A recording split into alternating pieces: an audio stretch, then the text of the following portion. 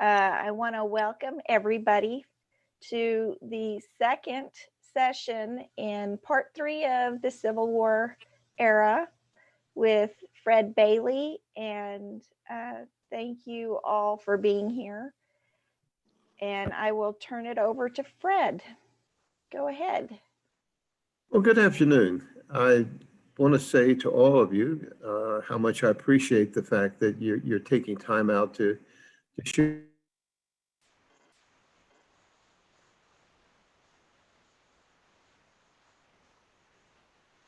Sorry about that, Fred. I got overzealous in muting.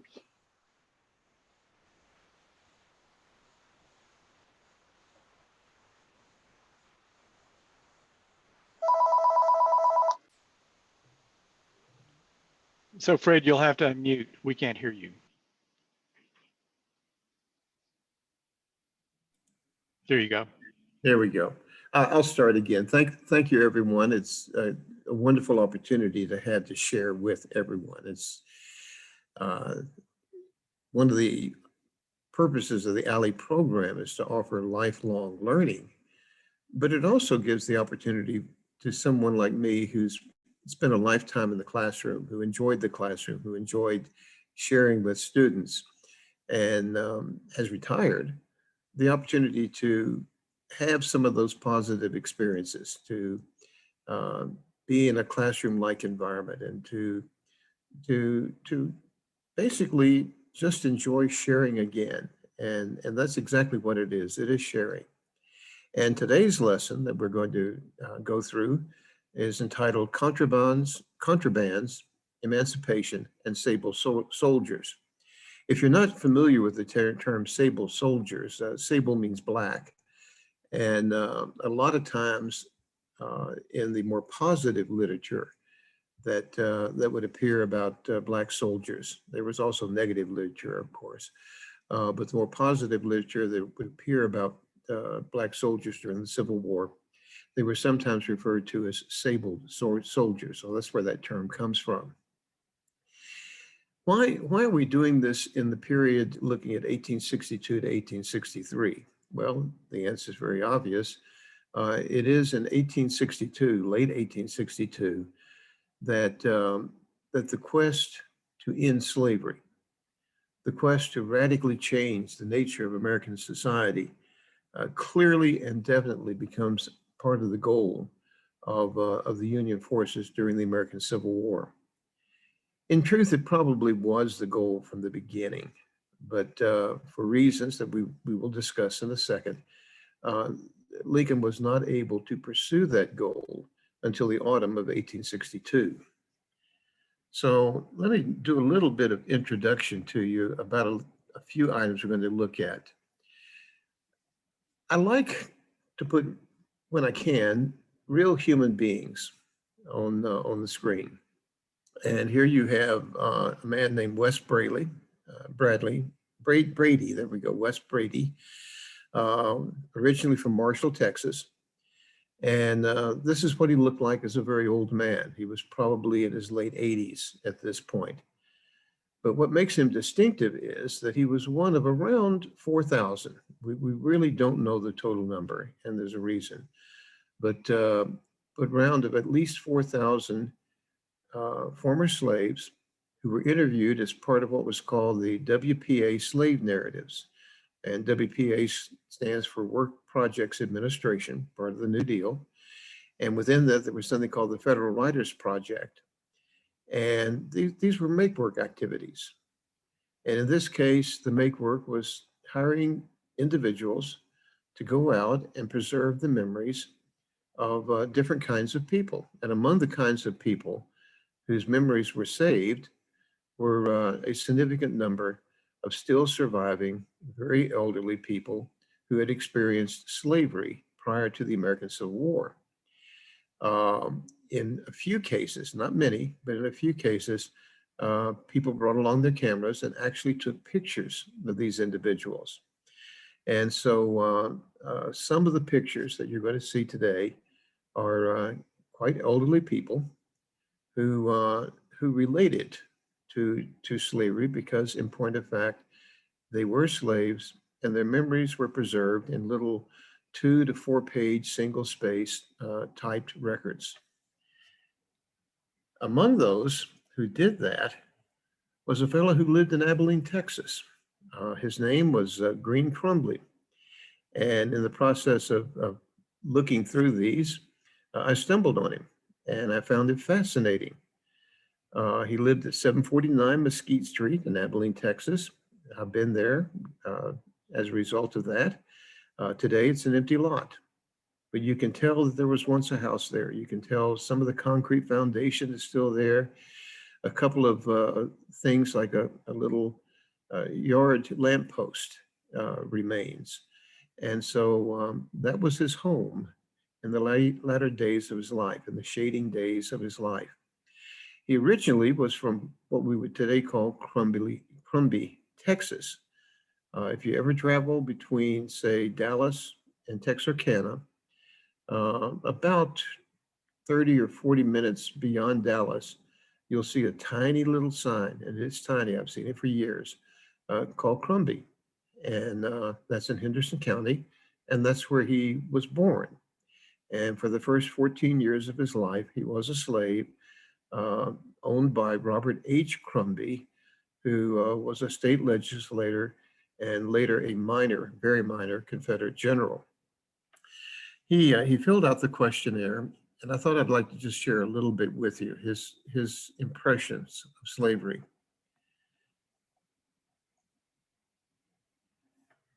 Here's what he said of his experiences. During slavery, I had pretty rough times. We mostly lived on corn pone and salt bacon the master give us. We didn't have no gardens ourselves because we wouldn't have time to work them. We worked all day in the fields, and then so tired we couldn't do nothing more. Now that's not all he said about slavery. His memories are fairly sour, to be perfectly honest with you. But that's part of his description about what he experienced many years before. He was in his 80s by the time that this picture was taken, as a person who knew slavery firsthand. Incidentally, a little aside, whether or not he actually spoke this way or not, we'll never know. The interviews were done, some were white interviewers, some were black interviewers. It's not clear if they were instructed to write down exactly the way people talked or not. And if this was a white interviewer, it just may very well be the white interviewer's way of using what he considered to be Negro vernacular, or it could very well be the way that that Mr. Crumley talked, Mr. Green Crumley talked.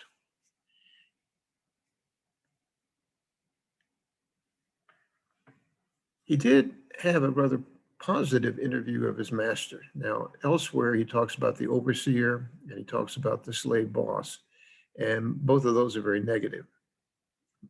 One of the things that was happening here in a person like him being interviewed, there were black interviewers, there were white interviewers, and there's interviews that we just don't know whether the interviewer was white or black.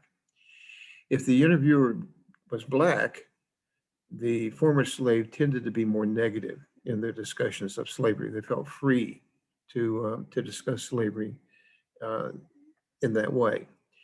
If the interviewer was white, and about 60% of the interviewers were white, about 20% were black, and about 20% we cannot identify.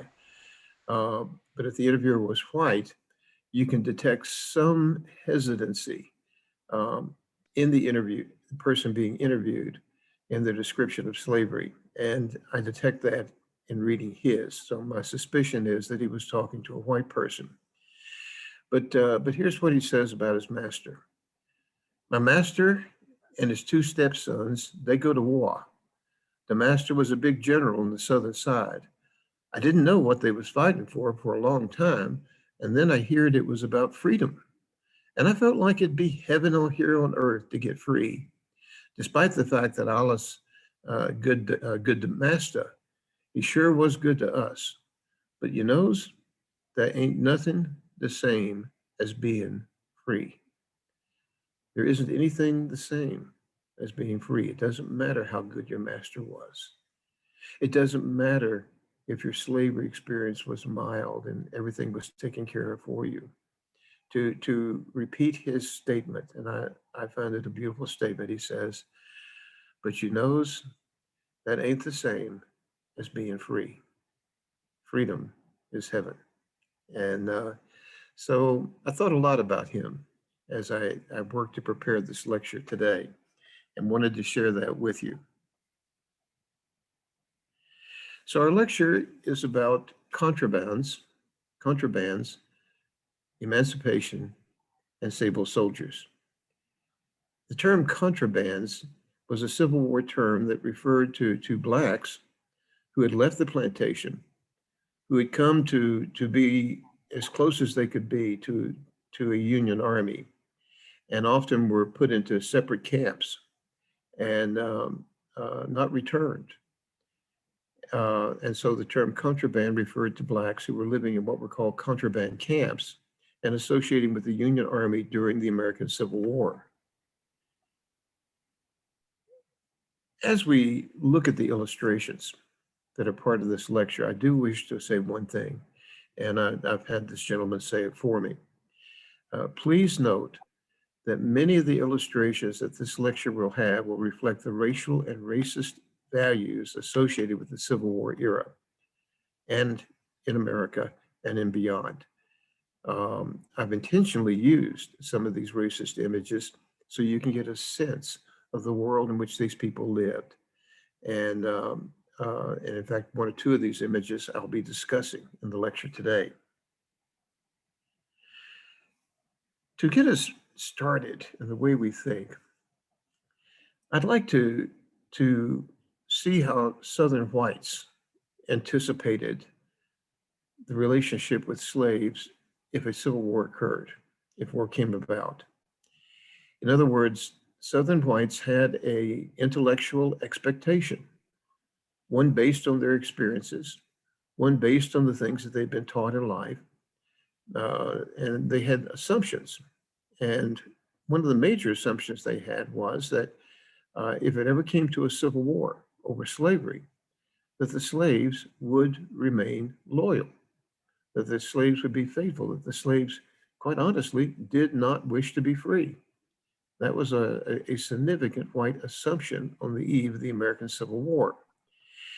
And in the antebellum period, in the pre-Civil War period, one of the people who articulated this most clearly was Thomas R. Dew. If the South had won the Civil War, Thomas R. Dew would be as familiar to us today as, say, Ralph Waldo Emerson or Henry David Thoreau is familiar with us today. But the South lost the Civil War, and therefore Thomas R. Dew and his writings and his ideas were essentially repudiated by the result of the Civil War. And his ideas are largely lost unless you're someone like me who goes in and studies what these kind of people believed. And Dew was a very popular professor at the College of William and Mary in the 1820s, 1830s, and into the 1840s. He dies in 1845. And he's probably best known, he wrote quite a bit, but he's best known for a very dull sounding pamphlet entitled The Review of the Debate of the Virginia Legislature, 1831 and 1832. I'm sure that that's the kind of thing that all of us want to pick up immediately, a review of the debate of Virginia Legislature, 1831 to 32. But actually, the Virginia Legislature in 1831-32 was debating the issue of abolitionism. By a rather close vote, Virginia almost outlawed slavery in 1832, but it did not do so.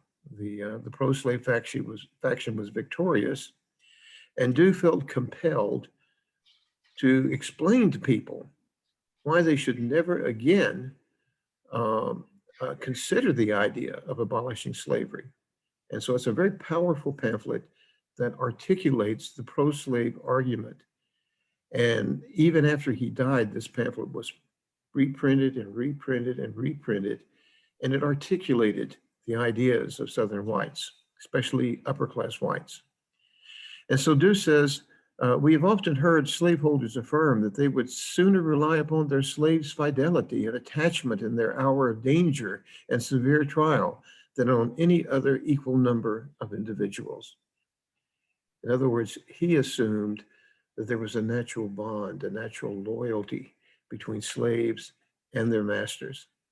And that when all things are said and done, that this bond between slave and master was actually stronger than the slaves' own bonds to their own family. That's the way that Southern upper class whites thought prior to the Civil War.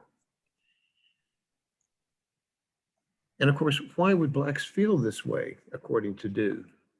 Well, he says, a merrier being does not exist on the face of the globe than the Negro slave of the United States. In other words, he's happy, very happy.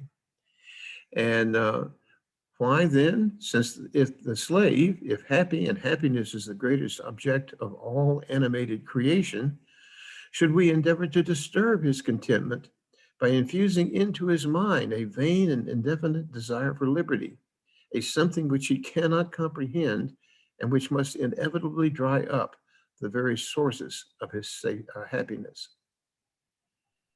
Now, there's a very racist term for describing what he's describing, but the assumption that he's making here, and by the way, Thomas Jefferson, if you read his notes on Virginia, Thomas Jefferson in his notes on Virginia say pretty much the same thing that Dew is saying in this pamphlet, that that blacks are happy because they're taken care of. They're happy because they have shelter, they have food, they have security. And the black mentality, they argue, well, isn't the same as the white mentality. They're making this argument that blacks can't comprehend something as abstract as liberty. And to give blacks liberty would confuse them and would destroy the very thing that's giving them happiness, which is the security of slavery. This is the way that Southern upper class whites in particular, but really Southerners as a whole, believed on the eve of the American Civil War. And of course, that loyalty was expressed in hoping for the best, especially for the master's family. We all know, said Dew, that the son or daughter who's been long absent from the parental roof, on returning to the scenes of his infancy, never fails to be greeted with the kindest welcome and the most sincere and heartfelt congratulations from those slaves among whom he has been reared to manhood. And so you have this quite beautiful image in the mind of white Southerners. And I want to emphasize that that beautiful image is in the mind of white Southerners. Perhaps we should also emphasize that this concept that we see Dew making back in the 1830s and that continued to be presented in the American South up to the American Civil War, that concept was perpetuated well beyond the Civil War. In fact, in future lectures and future parts, I'm going to discuss how I believe that the white South won the Civil War, at least up till about 1960, it won the Civil War. And a good portion of that winning was textbooks. And so here's a passage from a Texas textbook designed for 7th graders. And notice how it describes the fidelity of the slaves, the loyalty of the slaves. Eugene C. Barker, who for many years was chair of the history department at the University of Texas, was the principal author of this textbook, entitled simply A School History of Texas. And he says to 7th graders, during the course of the Civil War, the slaves remained faithful for the most part to their masters. And while the men were away in the army, they guarded the houses and protected the defenseless women and children. And many a kind old slave loved his master's children as if they were his own. And the old black mammy was a cherished member of many Southern families. So even after the Civil War, the textbooks that were read, the literature that was produced in religion, in history, in literature, just short stories, etc., all had the same theme of slave fidelity. Oops, somebody. Okay. I will continue. It's the world we live in. The only problem is I lost my train of thought. So let me review my inside notes that are inside my head and get back to it. The point I'm trying to make is that this imagery wasn't just a pre-Civil War image, even after the Civil War was over with. And as Southerners, white Southerners, began to write about the Civil War experience and the pre-Civil War experience, they perpetuated this idea that slaves were faithful. In fact, on the very page where this passage comes from in this book, there's an illustration, and I want to point that illustration out to you. Do you see an elderly man working his garden? And notice the caption, an old-time Negro, an old-time Negro. If you went back to the point where the 19th century is merging into the 20th century, a time when there was still a lot of ex-slaves around, but there were also a lot of people who were born after slavery. There were a couple of terms that you see a great deal. And these terms refer to usually the new Negro. That was a term that was often used, the new Negro. And that term referred to Blacks who were born after the Civil War and who didn't have the civilizing influence of slavery as these people like Eugene C. Barker and others would have seen it as being. And therefore, the new Negro was not deferential, threatening, sometimes violent, and a danger to society.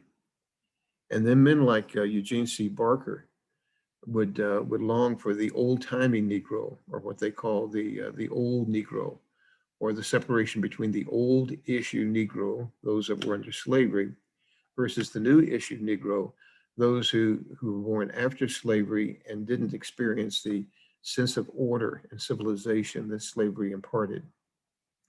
And that's why in this textbook, you have an image of an elderly Black man and the caption underneath it, an old-time Negro. Very racist society, to say the least. So I wonder how Green Crumby would respond to that. And I think in my own mind that he would say, let's talk reality. Let's talk about the world that existed, not the world that existed in the mind of Thomas Roderick Dew, or the mind of Eugene C. Barker, or the mind of ministers in the pulpit and writers of memoirs and short stories remembered it.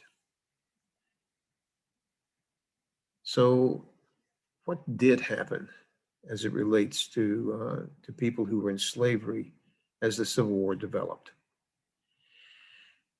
Let's go back to a few days before Fort Sumter. You might remember from a previous lecture, I said one of the things that happened at Fort Sumter was that an unidentified Black man rowing a skiff, rowing a small boat, landed on the island where Fort Sumter is and requested, in essence, asylum. And he was turned away. He was sent back. We don't know his name. We don't know really all the reasoning that went in to his being turned back. But what we do know is that in April of 1861, slavery was legal. And not only was slavery legal, but you had something called the Fugitive Slave Act, a very powerful act in 1850. And the Fugitive Slave Act said that when a person who is held to service, in other words, when a person is a slave in any state or territory of the United States escapes into another state or territory, the person or persons to whom the service or labor may be due may pursue and arrest that person who has run away.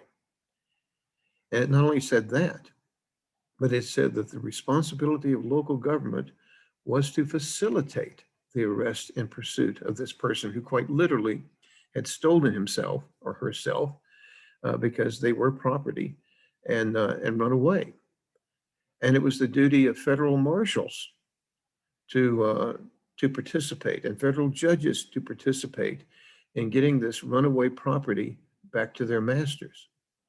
So when a piece of property, meaning this black man, when a piece of property shows up at Fort Sumter, the commander at Fort Sumter had no choice.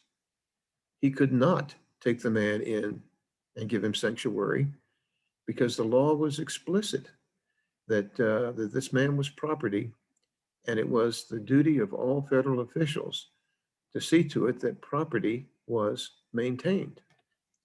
And that law will stay in effect really till almost, well, deep into 1862. This law will be modified and changed by the Republican-held legislature in Washington, D.C. during the year 1862.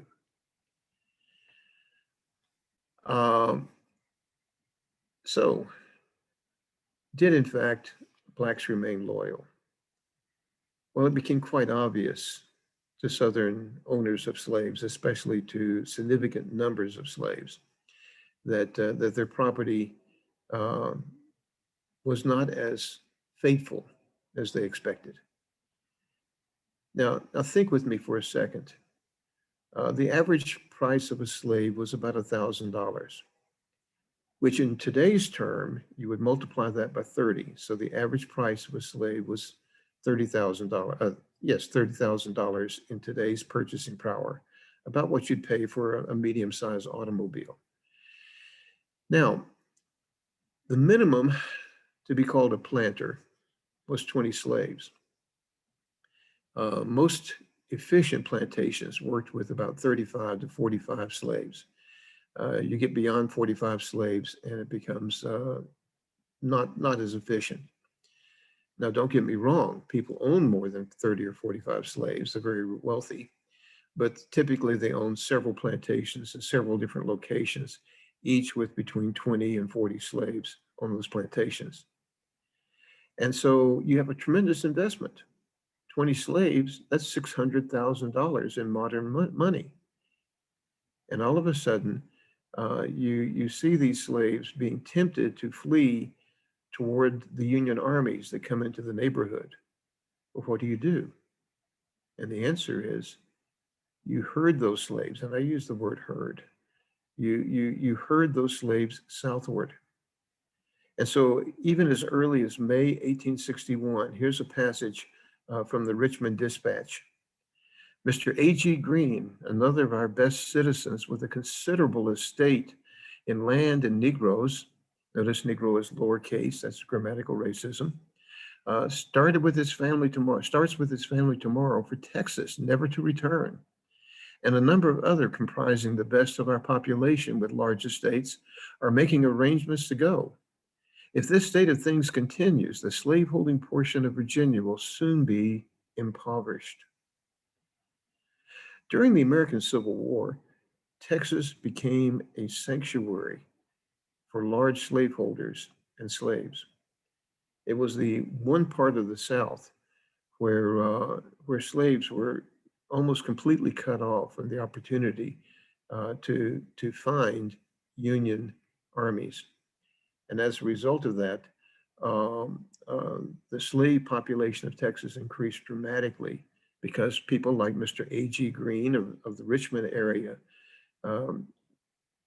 felt that their slaves were in danger of running away, and this property worth tens of thousands, sometimes hundreds of thousands of dollars in modern terms was in danger.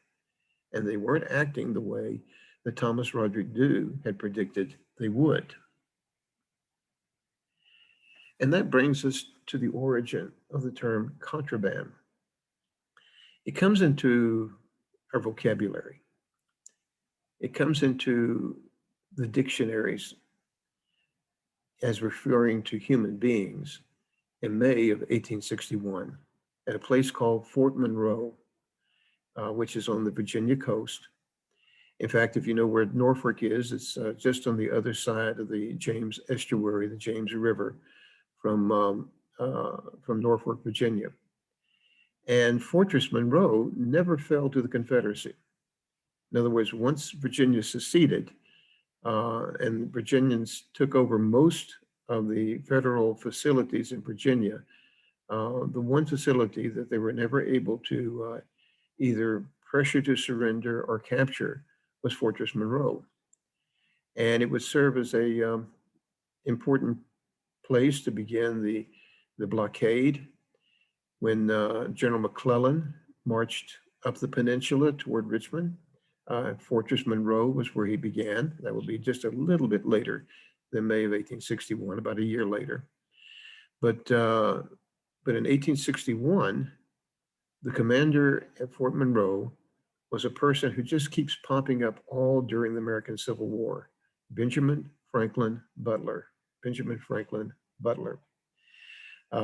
Butler is this rather squatty, pot-bellied, moon-faced, weak-eyed, physically ugly human being who was an attorney from Massachusetts, a prominent politician, and a kind of a chameleon-like politician. He was on all sides of all issues at some point during his career. But he had the mind of a sharp lawyer. And so when it came time to deal with slaves that had run away and come into his purview, what do?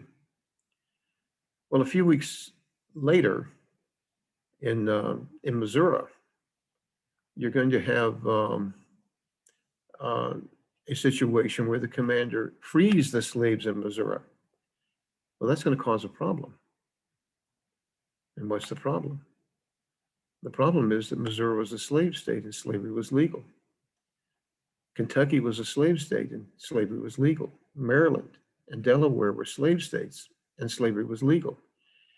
And if all of a sudden you arbitrarily put an end to that slavery, these slave states might see the virtue of joining the Confederate States of America. And so when John C. Fremont in Missouri freed the slaves, Lincoln had no choice but to repudiate that and even to take Fremont away from his command because Fremont refused to back down. And this gets confusing to people. I don't know how many people say, well, if slavery was about the Civil War, well, why didn't we have the end of slavery until you get to 1863? Well, that's why. You're trying to keep those border slave states in the Union. And so Butler realized that. In May of 1863, 3 slaves who were owned by a Confederate officer who had been detailed to dig trenches for the Confederacy escaped and made their way to Fortress Monroe. And they asked for asylum, just as that unidentified Black man at Fort Sumter had asked for asylum. Now, Butler did not have the authority to give asylum to slaves, and he knew it, and he knew the danger of doing it. But there's something called contraband of war. If property is being used, even if that property belongs to civilians, to support your enemy's war effort, then that property can be confiscated. And so Butler, after giving it a bit of thought, said, these 3 men who were digging trenches for the enemy, for the Confederates, their property, but their property being used to facilitate the war effort of our enemy, they are therefore contraband. And that's how these men got into a state of kind of semi-freedom, not total freedom, but semi-freedom, by being declared contraband of war. And that caught on. It caught on very quickly and produced some things that were actually not expected. So let's see what happens. Within just days, literally, the word got out that if you could make your way to Fortress Monroe, you would be, in quote marks, free. Well, not quite free. You're going to be contraband, but you won't be enslaved to your master anymore. And so beginning with a few dozen, and then a few score, and finally hundreds coming in every day, Fortress Monroe began to be surrounded by slaves not having fidelity toward their masters, but just the opposite, of running away from their plantations, of saying that we are being used in the war effort, and making their way to Fortress Monroe. Eventually, everywhere you found a significant Union presence, there would be a contraband camp. There would be over 100 contraband camps during the course of the Civil War. They varied in size from a few hundred to sometimes thousands, and on a couple of occasions, tens of thousands. Ultimately, the contraband camp at Fortress Monroe estimated to have had 10,000 people who were under the control of the federal government, but who were being kept away from their masters as contrabands of war. And again, these existed everywhere. Here is Fort Pickering. Once Memphis, Tennessee fell to the Union in June of 1862, and the military established Memphis as an important headquarters place, slaves from Mississippi and Arkansas, from West Tennessee, began to make their way to Mississippi, and you had one of the larger contraband camps during the course of the American Civil War. Well, was this a good thing? And the answer is yes. The people who became contrabands made excellent contributions to the war. Now, there were critics. It's amazing how there are critics of just about everything today.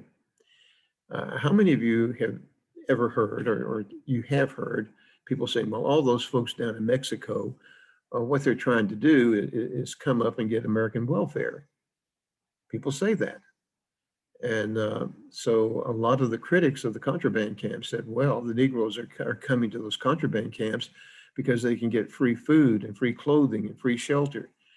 And there was the assumption that they weren't working. But that assumption was largely not correct. Most of these former slaves were given the opportunity to work. The difference being, instead of working for a master, they were paid. And so they did a lot of things that were absolutely necessary for the Union Army. They dug trenches. They helped to dig canals. They laid out camps. In some cases where you had abandoned plantations, the Lincoln administration would quite literally send the former slaves back to the plantation, or at least some slaves back to the plantation, to put in a crop, especially cotton, because England needed cotton, and any cotton that the Union could raise was cotton that kept England from recognizing the Confederacy. Did a little reading up on it. The typical payment, by the way, to blacks who went back on the plantations, went back to raising cotton, was $15 for not $15. That's not correct. $4 for 400 pounds of cotton, which really represents 2 days' work. In other words, you were paid $2 a day. Now, that doesn't sound like a whole lot in our language today to earn $2 a day, but $2 a day in 1860 represents about $60 a day, and that's a fairly decent salary. In fact, the common salary for just a laboring man, somebody digging ditches, for example, in the Old South, was $1 a day, or the modern equivalent of about $30 a day. So there was work that was done, but there was also tragedy, and a great deal of it associated with these contraband camps. And the tragedy that was associated with them was that they became death traps for not hundreds of people, not even thousands of people, but for tens of thousands of people. Some critics of today are actually claiming that the Union Army sort of operated this like a modern equivalent of the Germans with their Jewish work camps in World War II. That is not correct. Not correct at all.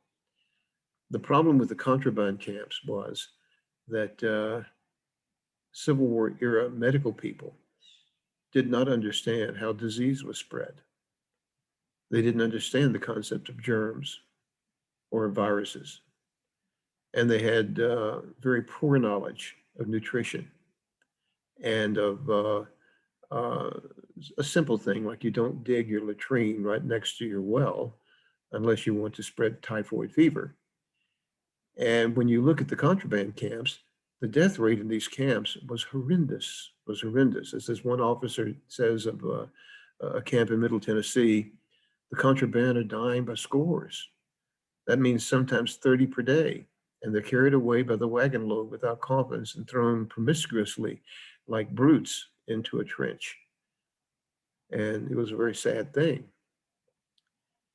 But if you compare the death rates in contraband camps to the death rates in just regular Civil War camps, Union and Confederate, guess what? The same kind of death rates would appear. You do realize that more soldiers died of dysentery during the Civil War than died of bullets, bayonets, or bombs.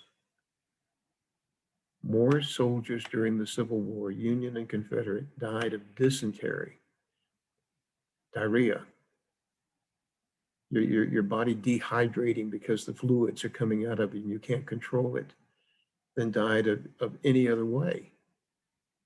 Because the same thing that was killing the contrabands in the contraband camps was killing the soldiers in the soldiers' camps. And when you get to Civil War prisons, which we're going to look at in a future lecture in this series, the death rate in Civil War prisons, northern prisons as well as southern prisons, was horrendous. Because again, medical science did not understand the concept of disease spread and the concepts of nutrition as we understand today, nor did they understand the psychology of mass numbers of people put together largely in idleness. And so there you have it. The contraband camps often became places where significant medical problems did occur. Nonetheless, some of the camps were actually outstanding. One or two of them became quite worthy examples of what can happen when dedicated and enlightened people deal with the problem and deal with it well. The most famous of these was what was called the Port Royal experience or the Sea Island experience. These were a series of contraband camps, all of which centered around Port Royal in South Carolina, which is the Sea Island area. You've heard of Hilton Head, for example. That's part of that Sea Island culture. And essentially what happened was early in the war, by November of 1861, the Union had captured that area as part of building up the blockade. And the owners of the plantations fled very quickly and were able to take only a handful of their slaves with them. So suddenly you had thousands upon thousands of former slaves, their masters gone, and they were brought into camps, fed, housed by the Union Army.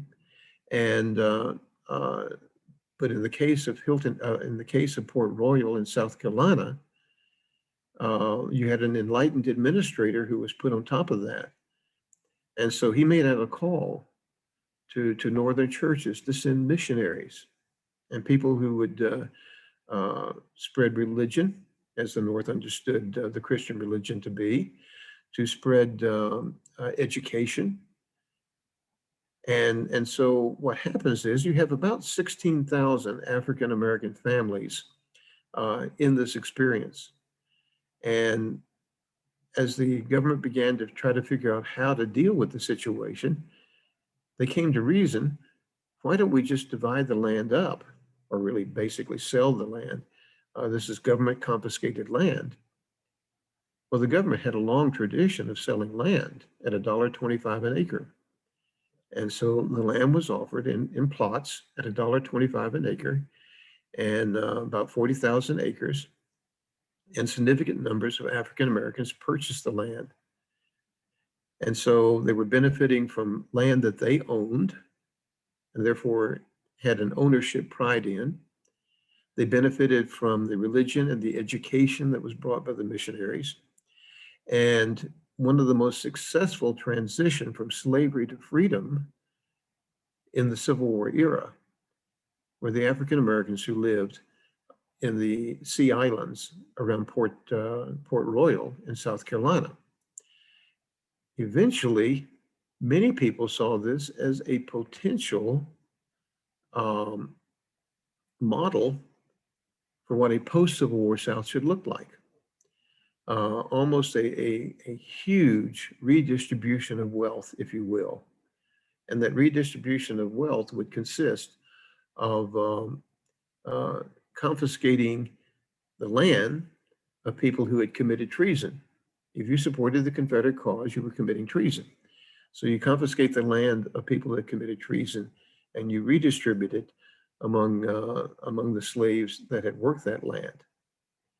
Now, the problem with that was, of course, if that had been done, and it wasn't done, this is where you get the phrase 40 acres and a mule, by the way.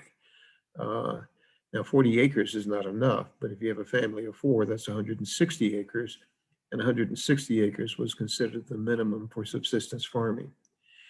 And so the 40 acres and a mule did not develop, and had it developed, it's entirely possible that the Civil War would have begun again, because that kind of mass redistribution of wealth has not typically been part of the American experience. There would be resistance to that mass redistribution of wealth. Emancipation comes on the first day of January, 1863. And with that emancipation, you have a number of radical changes in America. But among the radical changes that emancipation brings is that in these contraband camps, the Army can now recruit among the men more military people, soldiers. And you're going to end up with a tremendous number of soldiers who are African American. Some will be Northern soldiers. Some will be from Kansas. Kansas produces a tremendous number of Black soldiers. But the vast majority of soldiers of an African heritage who fought in the Civil War came out of the contraband camps. Just under 200,000 Black troops fought during the American Civil War. And that represents slightly less than 10% of the Union forces during the course of the Civil War. And most of those troops were recruited in these contraband camps. So let's talk about how emancipation came about. Emancipation, issued by Abraham Lincoln on 1 January 1863. Why didn't Lincoln do it sooner? Well, that answer is quite simple. Slavery was legal. But not only was it legal, it was an important element of states that Lincoln had to keep in the Union in 1861, specifically Maryland, Kentucky, and Missouri. Delaware was technically a slave state, but we're not talking about slavery being extremely viable in Delaware. Delaware, even if the Confederacy had been established, it's highly unlikely that Delaware, with a population of 1% slave and 5% Black, would have been part of the Confederacy. But Maryland and Kentucky and Missouri could very well have gone with the Confederacy. And then you get to the autumn of 1862, and what do you have from the last lecture? You have the only time that the Confederates had a unified invasion northward into Kentucky, into Maryland. And remember from last week, these invasions were unsuccessful in recruiting soldiers. But had Lincoln declared emancipation, it may very well have stirred enough resentment among the slaveholders in those areas that they could have not only furnished significant numbers of troops to the Confederacy, but they would have brought the border states into the Union, creating a whole different dynamics that the Union would deal with. And so Lincoln had to be cautious in his pursuit of the direction of the emancipation of slaves. Now, the other problem that Lincoln faced as it related to emancipation of slaves was that initially, across the North, especially across the Midwest, let's put it to you this way. In New England, in New York, and Pennsylvania, for the most part, the war almost from the beginning was against slavery. But when you get to Ohio and Indiana and Illinois, it was more for the Union. That was the argument that really went on. And so in Indiana, Illinois, Ohio, Michigan, Minnesota, citizens in those areas weren't quite sold on the idea that the end of slavery would be a positive thing. However, what begins to happen in 1861 and 1862 is that Northern soldiers from those Midwestern states and from the other states as well, Northern soldiers for the first time in their lives come into contact with slavery. There's a delightful little human being, and she is small, but earned a PhD at Harvard. And I read her dissertation as part of, in fact, I was on a committee to select the outstanding dissertation in Southern history. I got chaired the committee. And we ended up, her dissertation was the one that we chose. Her name was Sandra Manning. And her dissertation was an analysis of Union and Confederate soldier letters. And it was just incredibly well done. And among the things that she was able to really quantify, do the numbers, was the changing attitude, especially among Northern soldiers towards slavery. As Northern soldiers contacted slavery, as they saw plantations, as they saw the masters of the plantations and the slaves that lived there, they began to develop a highly negative view of slavery.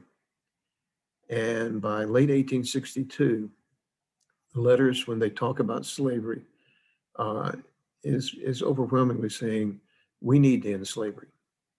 And they begin to have an influence on the people back home who heretofore had only known about slavery in pamphlets or maybe the occasional sermon or what they read in the newspapers.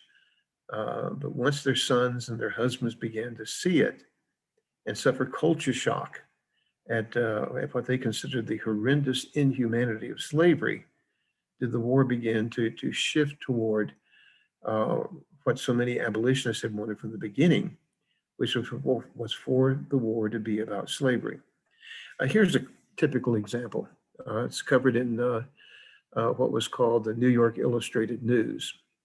There were 4 illustrated newspapers, by the way, that really covered the Civil War.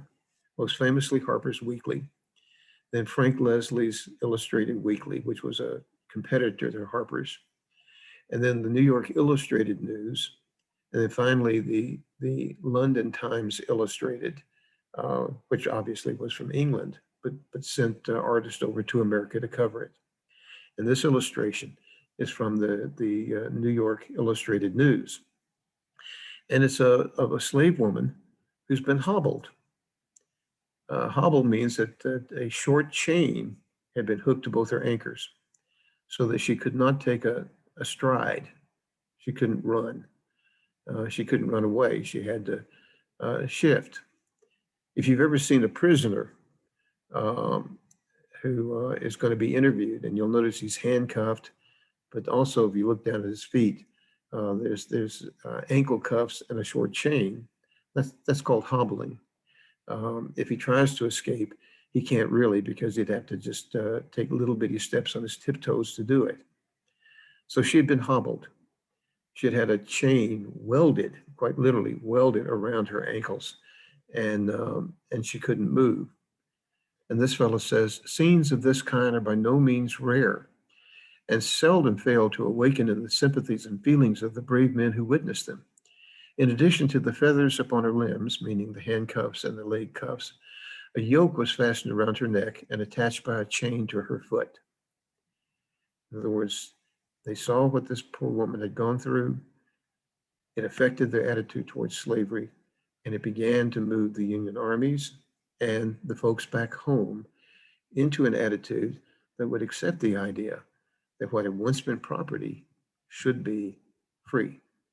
What had once been property should be free. But is it political to engage in freedom? Well, now it's May, June, 1862. You've already had the experience of John C. Fremont in Missouri having to be removed from his command. But there were a lot of Union officers who were radical abolitionists. And among these was General David Hunter, who incidentally was a good friend of Abraham Lincoln's. And Hunter had been in charge of essentially the military side, the army side of blockading and capturing the seacoast along South Carolina, Georgia, and down into Florida. And without consulting with Lincoln, but sensing the change that was beginning in society, for whatever reason, in May of 1862, he proclaimed that within the Union lines where he was, that slavery would come to an end. Oops, good idea, perhaps, but again, too soon. Remember what's happening in May, June of 1862. And the answer is the Confederates are building their military to invade upward to the north, to try to win back Maryland, a slave state, to try to win back Kentucky, a slave state, possibly to win back Missouri, a slave state. And the last thing that Abraham Lincoln, even if it's a friend of his, could allow is for that friend to all of a sudden declare an end to slavery when the Union is just barely hanging together as it is. As it happened, however, because they were friends, Lincoln had to publicly repudiate Hunter's action.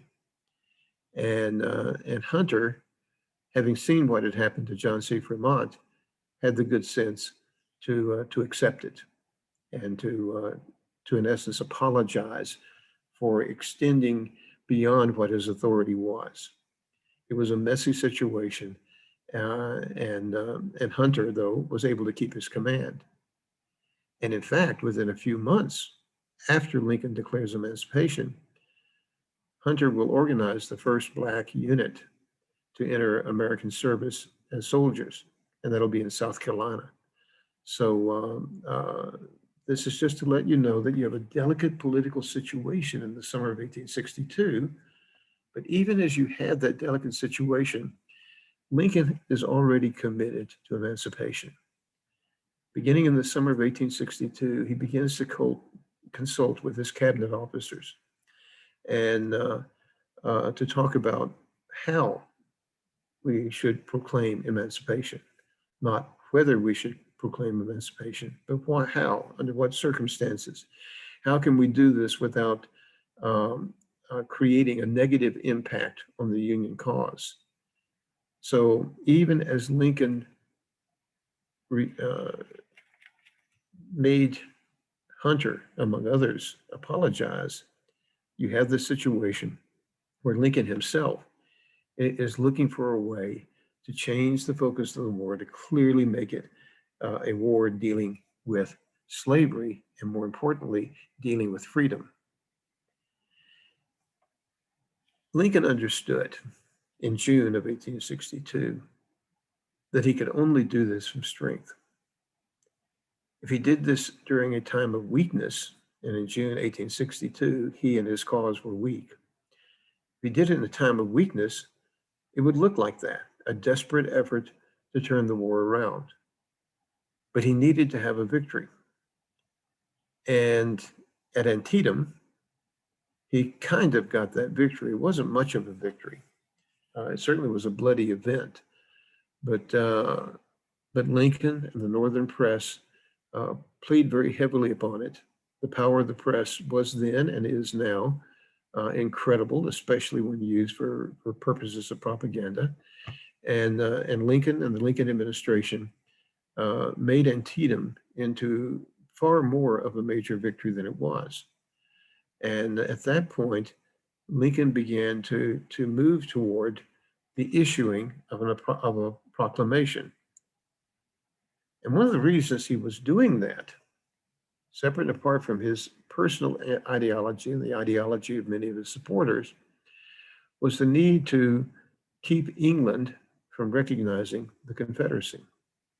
I want to repeat that. One of the purposes of emancipating the slaves had to do with keeping England from recognizing the Confederacy. Let's turn just for a moment to England and see kind of what was happening there. In England, Lord Palmerston, there we go, Lord Palmerston was the prime minister. And his specialty was foreign affairs, very pragmatic man. When it came to morals, as it relates to foreign affairs, he was not an idealist. He just wanted to do what worked, what was best for England, especially in commerce. And what would work best for England in terms of foreign affairs was a Confederate victory, no question about it. England would be more prosperous, access to Confederate cotton in particular, and more importantly, the United States would become, which was a regional power at that time, the United States would be significantly weakened and thus less threatening to the foreign policy goals of England. But Palmerston had a problem, and it was a domestic problem. He favored recognizing the Confederacy, and he was on the verge of doing it. He knew that recognizing the Confederacy quite likely would mean war with the United States, but a powerful Confederate States of America aligned with England, he accepted that as a probability, and one that was a calculated risk in his favor. But at home, his government coalition was shaky. In other words, he had enough ministers supporting him in Parliament that he would be prime minister. But his government in the English system could fall at any time with a no confidence vote. And much like Nancy Pelosi had a fairly decent lead in the House of Representatives a few days ago and now has a much reduced load, that's where he was. He had to be very careful not to offend the people who could very well put an end to his government. And there was a group of people in England who could be inclined to do that. And if you know anything about Victorian England, it was the beginning of what we would call the middle class. Now, the middle class was not a large number, but it was a number that could hold the balance of power. And that middle class was overwhelmingly Methodist. And the Methodists in England were anti-slave. Methodists in America had tolerated slavery until almost the Civil War. And then the Methodists divided, Northern Methodists versus Southern Methodists, roughly in 1857, just before the war began, over the issue of slavery. But the anti-slave movement, a very powerful movement in England, was Methodist and it was middle class. And so Palmerston had to weigh, am I willing to recognize the Confederacy with the risk that this war would become very unpopular and that the middle class would vote me out of office? And Lincoln's way of letting him know that he was running that risk was to make the American Civil War about the issue of slavery. Because the moment Lincoln made the war about slavery, he could count on the abolitionist movement in England overwhelmingly supporting the Union cause. And so when Lincoln did proclaim emancipation, it virtually put an end to Palmerston's desire, his political desire to recognize the Confederacy. There was a clue that Lincoln was moving in that direction. In August 25, 1862, the War Department issued a very quiet memorandum. Wasn't a whole lot, it wasn't a big band announcement, but a quiet memorandum saying to generals in the field that they could begin to go into the contraband camps and begin to recruit Black soldiers. So Black soldiers began to be recruited a few weeks before emancipation actually occurred. But this was a clue that Lincoln was moving toward the emancipation of slaves. With Antietam, a quote, great victory, unquote, behind him, with the obvious situation that Bragg's invasion of Kentucky was not producing a groundswell of pro-slave recruitment. On September the 22nd, 1862, Lincoln felt that he was politically in a situation where he could announce what was called the preliminary Emancipation Proclamation, which basically he said, all persons held as slaves within any state or designated part of a state where the people shall be in rebellion against the United States, those slaves shall thenceforth and forever be free. And the date that would occur would be January 1. In other words, giving parts of the South time, if it wished to do so, to proclaim its loyalty to the Union. Nobody did, but he gave them that time. And he said on January 1, the slaves in those parts of the South in rebellion would be free. Now, what he did here is a technicality. Number one, he actually didn't have the right to do it. Slavery was protected by the Constitution of the United States, including the Dred Scott decision. Any Supreme Court case becomes, or any Supreme Court decision becomes part of the constitutional legacy of the United States. So from a legal perspective, Lincoln quite famously took paper and he took pen and he proclaimed emancipation. But he only proclaimed emancipation in those areas that were in rebellion. Kentucky was not in rebellion as far as he was concerned. Missouri was not in rebellion as far as he was concerned. Maryland and Delaware were not in rebellion as far as he was concerned, with the result that slavery was absolutely legal and practiced in those areas until the passage of the 13th Amendment of the Constitution in 1866. The Civil War technically did not end slavery, and technically the Emancipation Proclamation did not end slavery. But instead, what it really was a very powerful political statement, a very powerful political statement that had its impact on England, and a very powerful political statement that had its impact upon the American people. And that's kind of where it is. Well, January 1, 1863 will be, quote, the day of emancipation. And Harper's Weekly, one of those illustrated newspapers, had a political cartoon I'm going to share with you now. And I will warn you, it's a very racist cartoon because it was a very racist time. But I wanted you to get a sense of what passed for humor in 1862, 1863. This is hilarious. If you lived in 1862, 1863, for you and me living in the year 2020, this is not only racist, but it's appalling. But if in 1862, 1863, this would be hilarious political humor. Many of you traveled abroad. I've traveled abroad. That's one of the privileges I've had in life. And one of the things you learn when you travel abroad is that humor does not cross cultural lines. I don't know how many times I've cracked a joke in China or in England or elsewhere, and you could hear the crickets playing because I have forgotten that humor does not cross cultural lines. And I've had my Chinese students and Chinese friends tell me jokes that just absolutely didn't make sense at all because it was humorous to the Chinese or it was humorous to the English. Well, I don't know that the English have humor, but that's a different issue.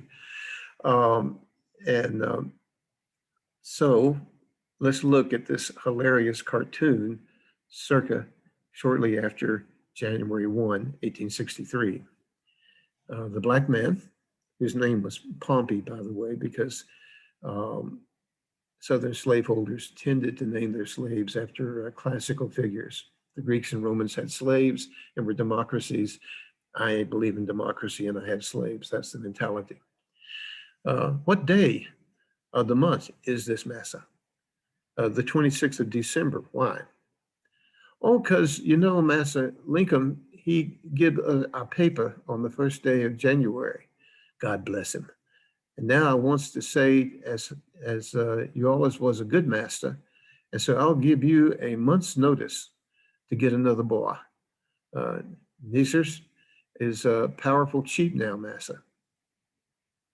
Well, obviously, if you and I saw that in the publication today, we would be more than appalled.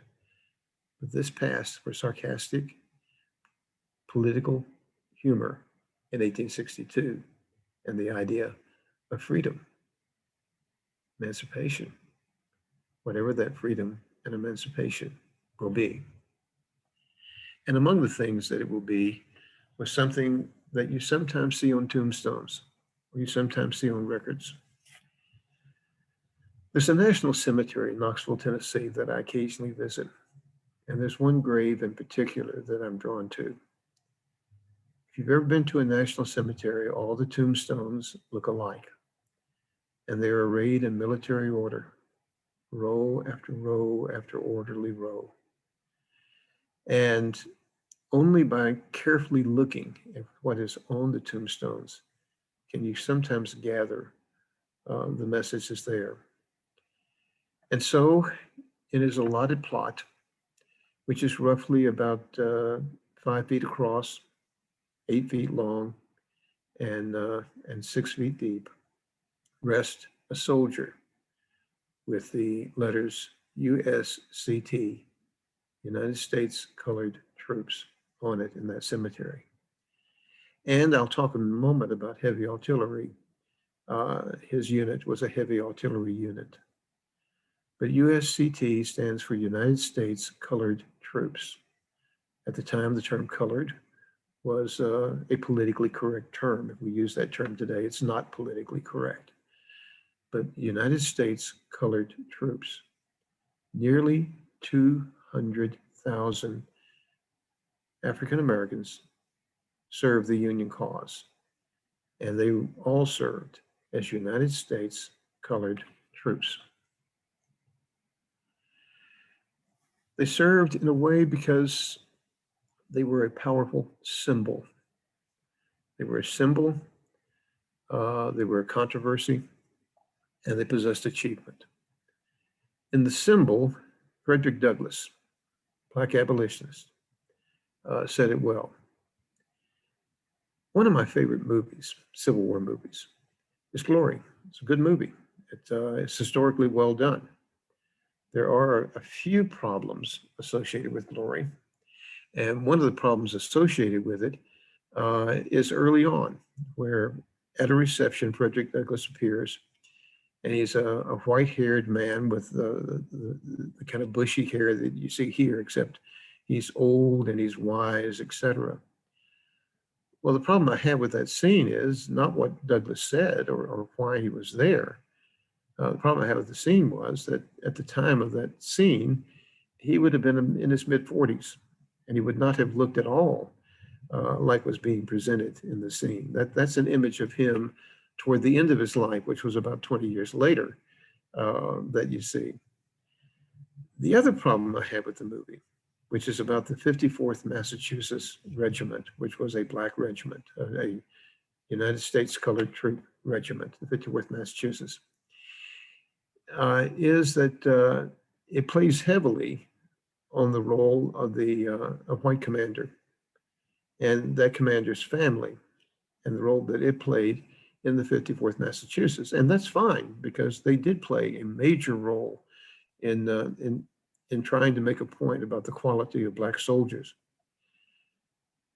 But the movie doesn't even hint at the role played by Frederick Douglass, as Frederick Douglass was the person who, more than anyone else, encouraged the development of the 54th Massachusetts. And two of his sons served.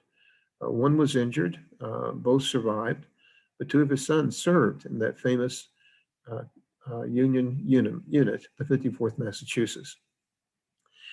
But Douglass understood that it was critical that Blacks be allowed to fight in the Civil War for the Union. And here's his famous statement. Once you let the Black man get up on his person the brass letters US, let him get an eagle on his buttons and a musket on his shoulders and bullets in his pocket, there is no power on earth that can deny that he has earned the right to citizenship. There is no question in the world that once he puts on a uniform and lays down his body in the thread of life, that he has earned the rights of citizenship. African Americans, people of African heritage, have fought in every war and fought well in every war. And one of the principal reasons that they have done this is to prove their manhood. A little personal aside. In 1968, I lived in Memphis, Tennessee, and there was a garbage strike going on. In fact, I was engaged to Bonnie, and the city was put into a curfew, and we didn't see each other for a week, which is pretty hard on engaged people. And but as I observed the garbage men that were striking, what struck me was what they were wearing on the placard. In other words, their message. And their message was not higher wages. Their message was not more vacations or whatever you might put on the message. It was just a simple statement. Am I not a man? Am I not a man? And that really had an impact on my thinking. I'd never thought about the fact that people weren't considered to have humanity. But that's the case. Slaves are property. They don't have humanity. Slaves will be loyal to the master because he's the one that provides food and clothing and shelter and encouragement. They don't have humanity. They're just responding to the good life that they have. But that phrase, am I not a man? That is precisely what Frederick Douglass is explaining right here. Give them a uniform. Give them the opportunity to prove I am a man. And as a man, I am deserving of citizenship. So the Black soldier as a symbol was incredibly important. But as a controversy, the Black soldier had controversy. In a future lecture, we're going to talk about some of the things that happened to Black soldiers during the Civil War. But for our purposes now, what was the controversy? And the controversy was the belief on the part of many people, including those in the North, and in fact, very much so those in the North, who believed that people of African heritage were intellectually inferior. That's what they believed. I don't agree with them, but that's neither here nor there. A lot of people have beliefs that I don't disagree with. And I've been told to my face that I have beliefs that people don't agree with, so I can live with that. But the belief was that Blacks don't have the intelligence, that they don't have the bravery to be soldiers, to engage in the kind of complicated things that soldiers do. That's one of the reasons why Frederick Douglass and others developed the 54th Massachusetts, which was extremely well trained and given the best officers that you could possibly hope for, because it was designed as a symbolic unit to show what well-trained Black soldiers could accomplish, which was basically what any well-trained group of people could accomplish. But for the most part, the Union considered Black soldiers to be second-rate. They weren't second-rate, but they were considered to be second-rate. And so they tended to be assigned static positions. What is a static position? That means somewhere in the backwater of the war where you've got to have something guarded, like a supply depot. And so Black soldiers could replace the white soldiers who were needed on the battlefield by being set to guard depots or to guard prisons. Again, in this session, before this series is out, we're going to talk about white Southerners who were in northern prisons. And I have the records of quite a number of those and their opinion of what happened. And several of those white soldiers were guarded by Black Union soldiers. And I can assure you that the Southern white Confederates resented very strongly being guarded by Black Union soldiers, but they had no choice. They felt humiliated, and they were humiliated, but they weren't recognizing Blacks as being human beings. So the North tended to see Black soldiers as people who could replace the white soldiers, where the white soldiers could then be moved into more useful purposes, for lack of a better term. And this was especially true among what were called heavy artillery units.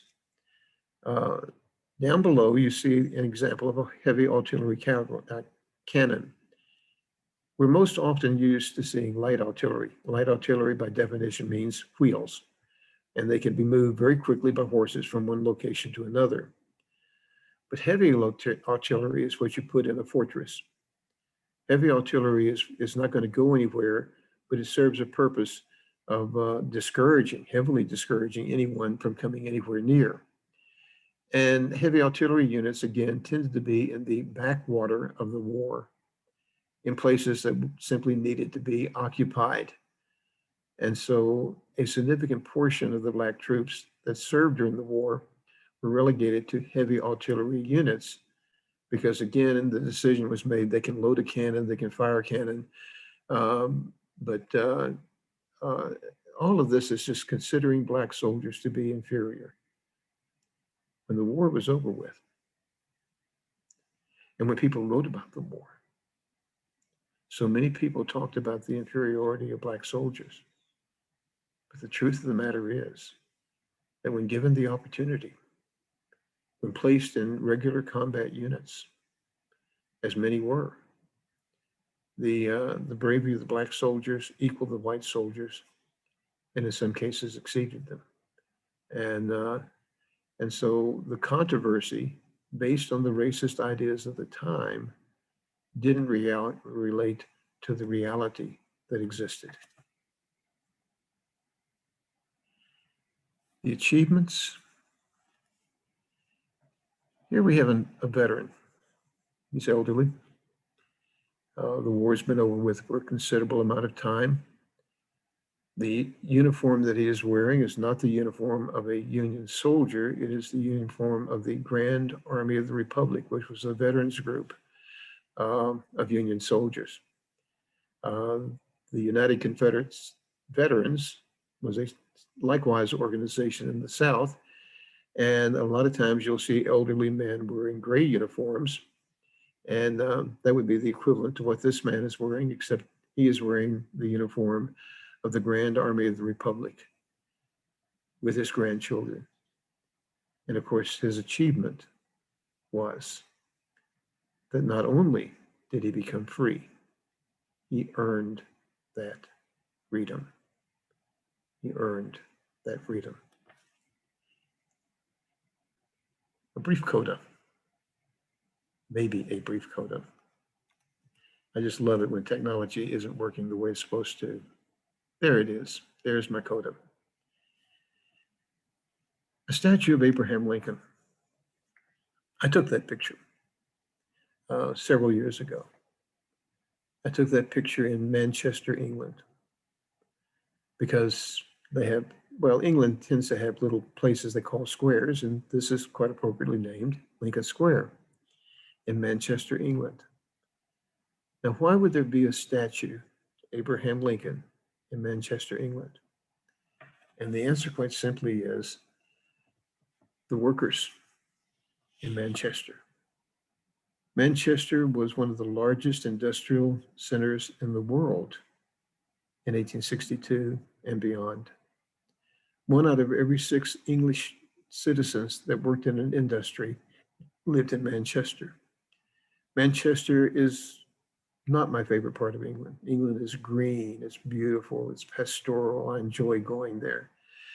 Manchester is dirty and gritty, and the ruins of old factories are all around you. And you get a sense of depression if you're in Manchester today, to be honest with you. And so as I was walking through Manchester, attending a conference, I was surprised to come across this statue of Abraham Lincoln. And the reason it's there is because the workers in Manchester, tens of thousands of workers in Manchester, were facing starvation in the autumn of 1862. Unable to get cotton from the South, the cotton mills of Manchester were shutting down one by one. The citizens of Manchester were literally facing starvation. The Prime Minister of England, Palmerston, wanted to recognize the Confederacy, and part of his wanting to do so was to bring cotton back to Manchester, with some sympathy for the workers, but really sympathy for the financial well-being of the cotton mill owners. But the workers said in rally after rally, don't do it. Don't recognize the Confederacy. We would prefer to starve. We would prefer to starve than to support the Confederate cause. And when Abraham Lincoln on September 22nd issued his preliminary proclamation, the workers of Manchester passed a resolution, which they then sent to Abraham Lincoln. It arrived here in early December. And in part it says, as citizens of Manchester assembled at Free Hall, we beg to express our fraternal sentiment toward you and your country. In spite of our own sufferings, we joyfully honor you. We thank you for the many decisive steps that you have taken to agree with the words of the Founding Fathers, all men are created equal. And we urge you to not relent until your armies have been sufficiently complete in completely uprooting slavery. When victory is freedom is victorious, and that vile blot upon civilization and Christianity, chattel slavery, has come to an end, the name of Abraham Lincoln would be honored and revered by all posterity.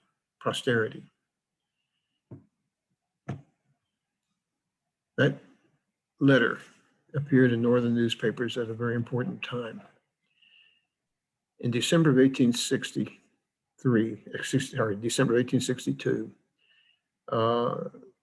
the Army of the Potomac suffered a horrendous defeat at the Battle of Fredericksburg.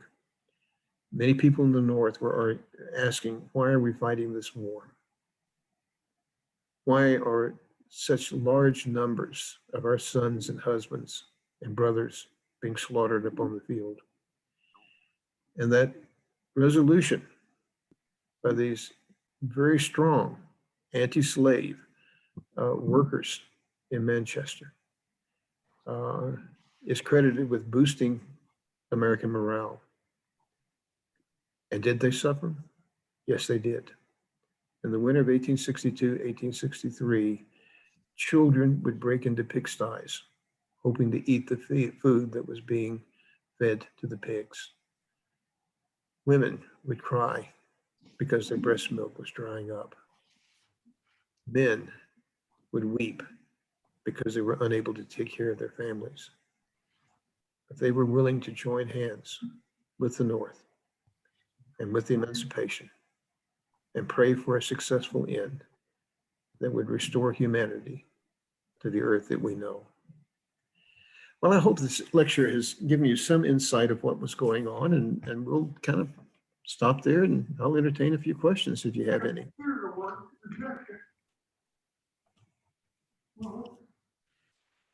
you have any questions for us?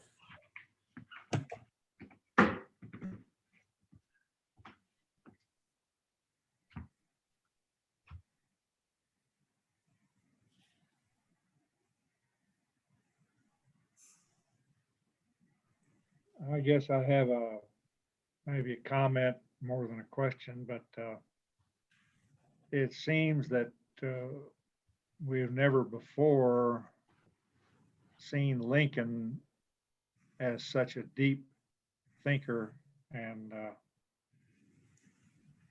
strong leader as the man that you've portrayed. Seeing things, I won't say as in the future as a prophet necessarily, but cleverly doing the things necessary against and went against so many people's beliefs of the time to get things done and preserve the Union. But it's given me a new appreciation for the things that Lincoln did and for the things he stood up for.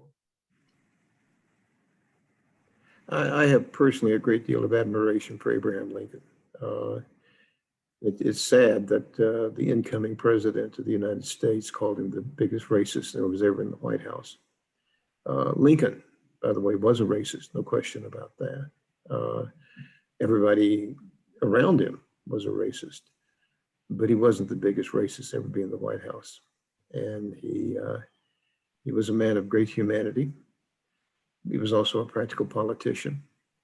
And at a time when many people were singularly focused on a goal, okay, say ending slavery or saving slavery, Lincoln could see that sometimes you get that goal by being aware of what's around you and then working toward the goal, but not necessarily pushing it to the extent that you encourage the opposition.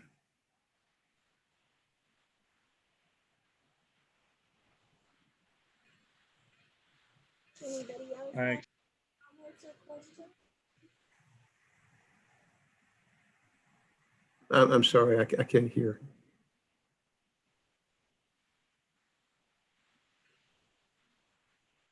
Max and Barbara, if you were saying something, you're still muted.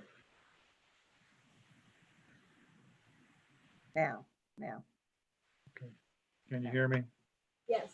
Okay, yeah, I was just going to say thanks again for another really eye-opening lesson today, Fred. Thank you. Well, these are fun to put together. For me, it gives me the opportunity to, how shall I say it? I have an attorney friend of mine, and he wants every response to be either yes or no more than one sentence. And I keep telling him, I say, you can't answer some things yes or no or one sentence. That's what a lawyer does because he's trying to build a case. So the American Civil War is one of the most complicated, absolutely complicated, and not just about race. It's next week, if I remember right, we're going to look at the war at sea. And it involves commerce, it involves spying and treachery. It's like a good spy novel, to be perfectly honest with you. At least I hope it will be like a good spy novel. And it's just part of those fascinating, intricate, complicated things that in a survey class I was never able to do. And even when I taught the American Civil War era, I still had to go so thin across the line that thank you for giving me the opportunity to do this because it's fun for me to share this with everybody. And I appreciate that. Well, we enjoy it. Beth, pronounce your last name right, Priestley or Presley, says, very interesting. I learned a lot. Thank you. Oh, you're welcome. I may be retired. Thank goodness I'm not grading those sophomore tests anymore. But I enjoy sharing with everybody. Thank you. Well, if nobody else has anything to ask or say, I will thank Fred for the lesson today. It was really, really good, Fred. Well, thank you. Doing this for us. So with that, I will say, everyone have a wonderful rest of your day, and we will see you next week, same time, same place, and have a wonderful day. And goodbye to you all. Thank you very much. Bye-bye. Fred.